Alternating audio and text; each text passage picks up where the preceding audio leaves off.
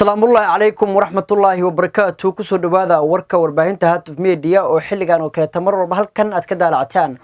قضبدا أو قدر كروني أتكدا وندونتانا وحاقيب كان قنايا إن كبدن بقول كنتون أسكري أو لغو قبتي دقالكي كدعاي مقالدا قال كايو دقال كاسيو اسكوغهر إمادين عيدا مدى الدولة يسيدو كالتو عيدن كوكوا بونتلان أيا لوغد بيحر لاينتا بونتلان سي محكمة لوسو سارو doorashadii guddoonka golaha shacabka ee ka dhacday maanta magaalada Muqdisho ayaa ku guuleystay Cabdiqaadir Maxamed Nuur Jaamac asagoo markaasi halkaasi ka jeediyay khudbad la yaab leh mucaaradka Soomaaliya ayaa ka gaabsaday in ay u hambalyeeyaan musharaxa xilka gudoomiyaha golaha shacabka ku guuleystay iyadoo xildhibaano mucaarad ahna shalay ay ku tilmaameen in ay tahay mid baadil ah doorashada maanta loo madlanaa daawadayaal intaasi waa qodobada kuwooda ugu door corona markana ku soo dhawaada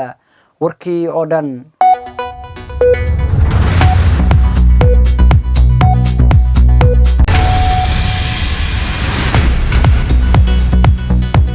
isku soo noqod wanaagsan daawadayaal in ka badan 150 askari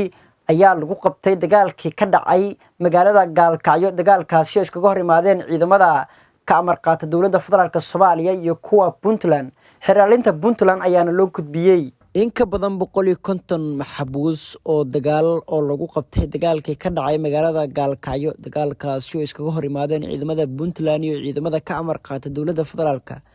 ayaa lagu wareejiyay gacanta xiraalinta Puntland ayagoo la soo taagi doono maxkamadaha awoodda iyo sharciga u leh inay qaadaan dacwadahooda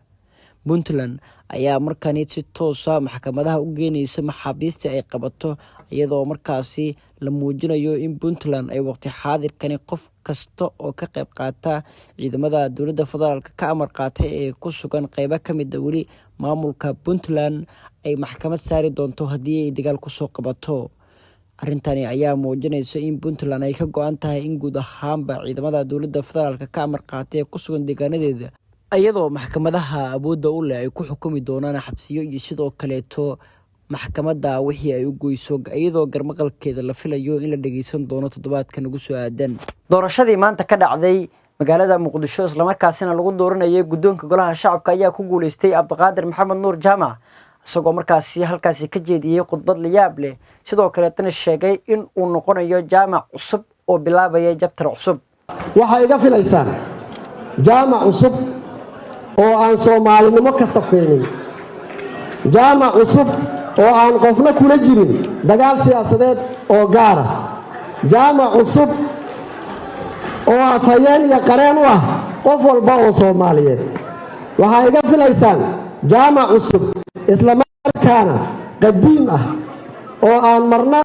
lumin saaxiibadiisa iyo cid walba oo igala soo baxday buurtii dheereed ee aan ka soo gudubnay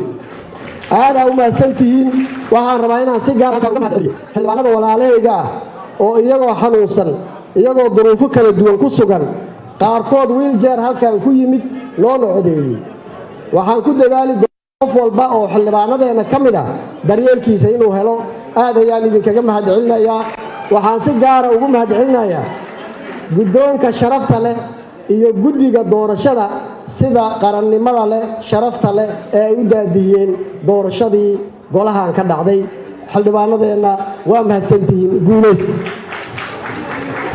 mucaaradka Soomaaliya ayaa gabi ahaanba ka gaabsaday in ay u hambalyeeyaan gudoomiyaha cusub ee golaha shacabka iyadoo xildhibaano mucaarad ah shalayto ay ku tilmaameen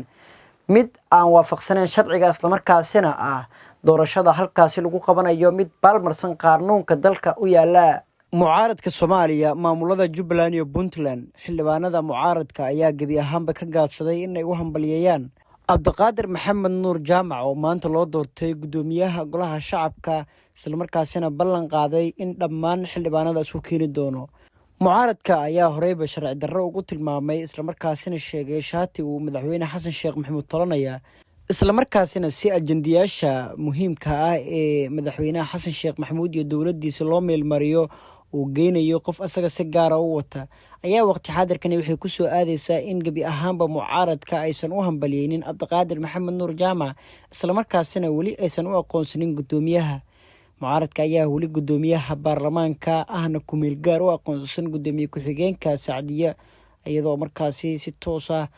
iyadana garwadeen uga ahayd doorashadii maanta oo lagu dhawaaqayay gudoomiyaha golaha shacabka Cabdiqaadir Maxamed Nuur Jaamac mucaaradka maxay tahay aragtida uga aadan doorashooyinka waqti xaadirkan la qabanaya ma doorashooyinka